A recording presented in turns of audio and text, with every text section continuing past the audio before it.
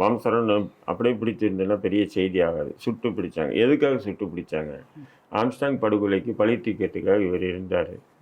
புரியுதுங்களா? உளவுத்துறை தகவல் வந்து அந்த அடிப்படையில் இவரை நாங்கள் சுட்டு பிடிச்சோம். ஆமாம். அப்போ என்னன்றாங்கன்னா, இது ஆரம்பத்திலேருந்து இவங்களுடைய கருத்தியலே என்னன்னு சொன்னீங்கன்னா, ஆம்ஸ்ட்ராங் ஒரு ரவுடியாகவே சித்தரிக்கிறாங்க. அவர் ஒரு சமூகத்தினுடைய ஆளுமை அல்லது ஒரு தேசிய கட்சியினுடைய மாநில தலைவர் அந்த அந்தஸ்துக்கு இவங்க கொண்டு போகலை.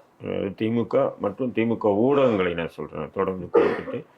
அதுக்காக தான் அந்த குற்றவாளிகள் எல்லாம் கூட பார்த்தீங்கன்னா ஏற்கனவே சம்மந்தப்பட்ட வழக்குகளில் சம்மந்தப்பட்ட நபர்களை தான் குற்றவாளிகள் ஆக்கியிருக்காங்க தவிர இதுக்கு அப்புறம் ஒரு விஷயம் இருக்குது. அதை வந்து அரசியல் ரீதியாக படுகொலைக்கான எந்த விதமான இதுவும் வந்து தமிழக காவல்துறை கொண்டு போகலை. இப்போ அதுக்கு வந்து வலு சேர்க்கிற மாதிரி என்ன பண்ணுறாங்கன்னு சொன்னால், இவர் வந்து ஆம்ஸ்ட்ராங் படுகொலைக்கு பதிலடி கொடுக்க போகிறாரு.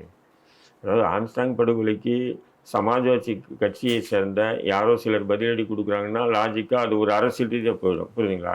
ஆம்ஸ்ட்ராங் படுகொலைக்கு பதிலடி கொடுக்கறது பாம்சரனும் கொடுக்குறாரு. அவர் A+ ரவுடி. அப்போ ஒரு ரவுடி வந்து ஆம்ஸ்ட்ராங் படுகொலைக்கு பதிலடி கொடுக்குறாருன்னா ஆம்ஸ்ட்ராங்கும் ஒரு ரவுடி. இதுதான் திரும்ப திரும்ப திரும்ப திரும்ப திரும்ப இந்த விஷயத்தை வந்து தமிழக மக்கள் மத்தியில் கொண்டு போகிறாங்க. இதுதான் வந்து ஒரு அரச பயங்கரவாதம் என்னுடைய பார்வையில் பார்க்குறேன். கண்டிப்பாக கண்டிப்பாக. ஆக்சுவலாக வந்து இந்த பாம்சரவனுக்கும் ஆம்ஸ்ட்ராங் அவர்களுக்கான பிணைப்பு என்ன இன்னைக்கு கட்டமைப்பதற்கான காரணம் என்ன?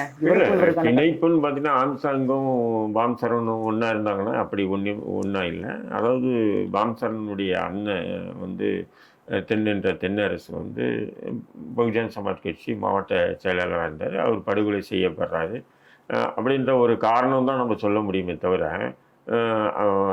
சரவணனுடைய அண்ணன் வந்து ஆம்ஸ்ட்ராங் கூட ஏன்னா மாவட்ட செயலாளர் போது இருந்திருக்காரு, நண்பராக இருந்திருக்கலாம்.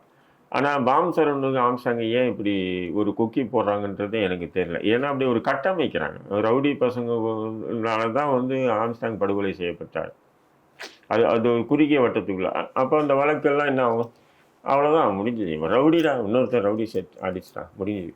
விஷயத்தை விட்டு போங்க. இதெல்லாம் வந்து ஒரு ஒடுக்கப்பட்ட மக்களினுடைய ஆளுமை இப்படியெல்லாம் பேசாது. தலித் மக்களினுடைய இது இப்போது திமுக அரசு எதுவும் தவறாலாம் நடந்துக்கல.